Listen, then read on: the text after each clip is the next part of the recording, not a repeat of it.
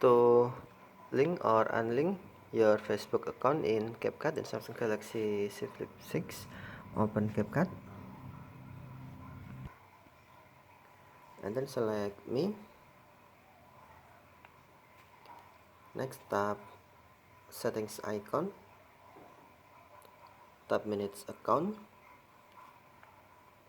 and then on Facebook tap link. To if you want to unlink, you can tap link. Okay, simple.